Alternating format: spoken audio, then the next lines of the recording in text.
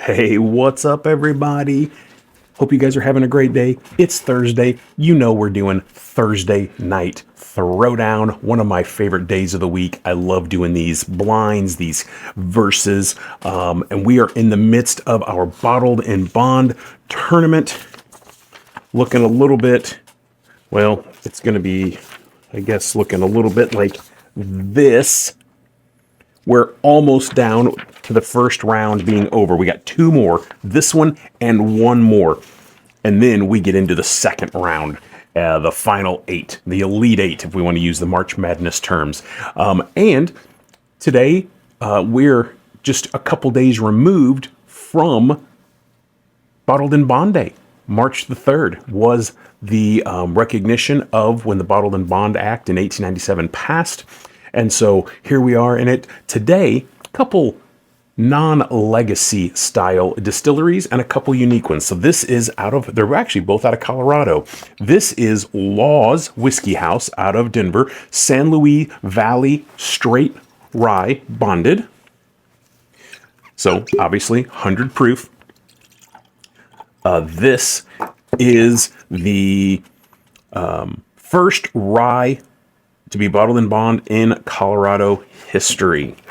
This, also from Colorado, from Spirit Hound, this is bottled in bond single malt. So 100% malted barley. Now, I understand that in theory, I would be able to tell the difference between a rye and a 100% malted barley.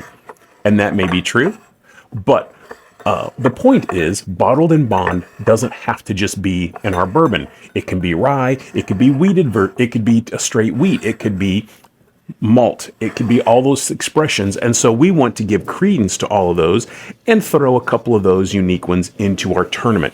And again, at the end of the day, I know this isn't a true blind. I know that I know what two bottles and glasses I have, and I know that, I'm doing this, but someone can argue that you can still see. Listen, the point is, I'm trying to do this as confusing enough as I can so that when I taste them, even if I can taste the difference, I go, oh, I think this is the malt. I try to pick them out because it's fun.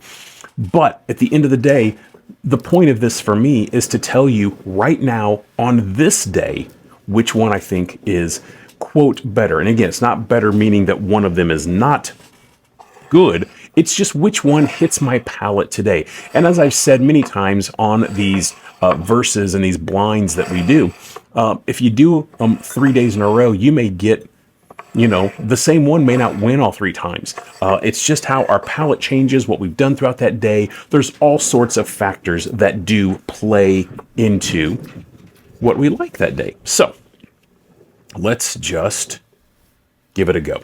All right, I'm going to start over here with the nose. A little bit of sweetness, a little bit of that sugary oak kind of note.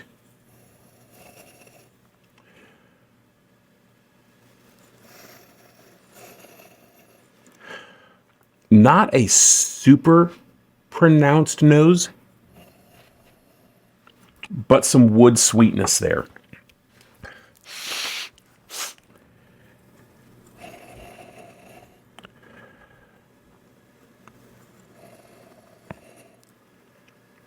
Dusty, woody, almost got that sawdust kind of nose to it. What's really interesting right now for me, because I like to think that I can pick up on certain aspects, and a rye usually has those baking spices that are pretty recognizable. And a malt, as a malt lover, you can usually tell that earthy, malty profile. And I'm not getting that. I'm not getting it distinctively on either one.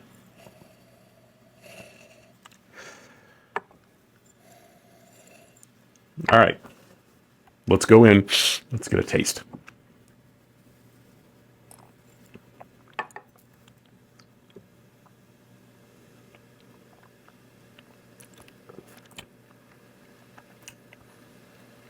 So I feel like this has got some citrus zest, some of those baking spices, subtle sweetness,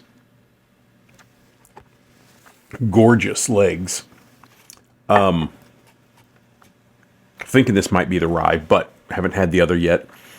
But it's got a nice palate feel.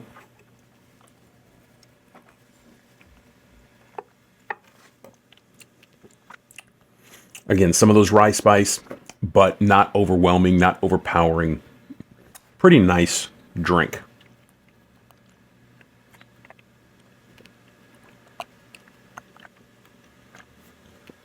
All right, this guy here.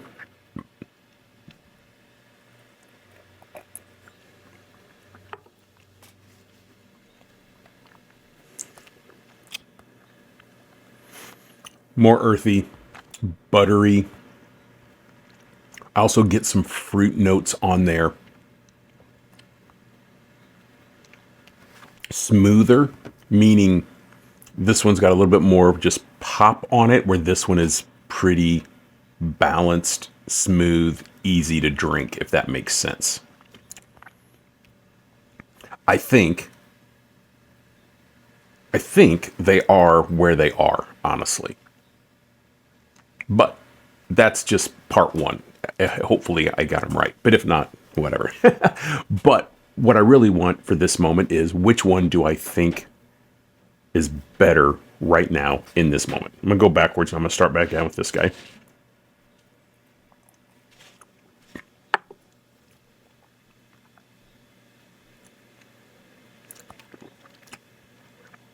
Again, it's smooth. It's buttery. It's easy. Also does have really nice legs on her. It is a very welcoming, sippable, nice dram.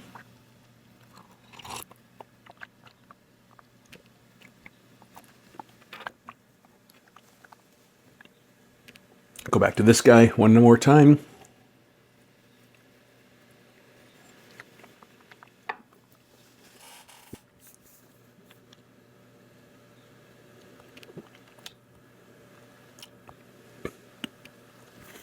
Again, I think there's some citrus notes, some baking spice. I do feel like right now for my palate, I like just kind of a little bit of the punchiness of this one.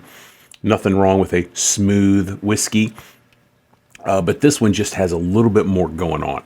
There's a little bit more happening on the palate. There's a few more sensory things that are firing off when I drink this glass as opposed to this one.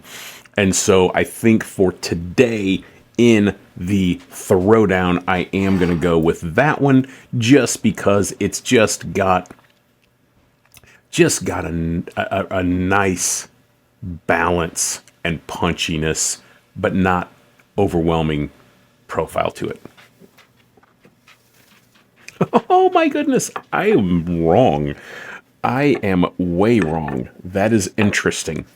So not only am I wrong in my assessment, but I completely picked up notes that you wouldn't have expected. This one to me was sawdusty, earthy, which for me typically leans toward a single malt.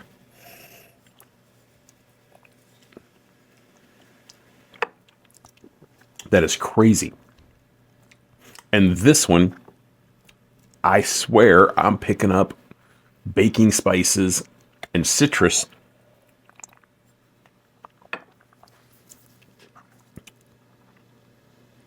I tell you, that's sure what it feels like to me. But there you have it. That's why we taste them, and that's why we guess, and that's why we get what we get. Spirit Hound, Colorado, bottled and bond, single malt. Takes down Law's St. Louis Rye. So we'll move them forward, and we'll see you next time. Final round, a final matchup of the first round coming at you next week. Cheers.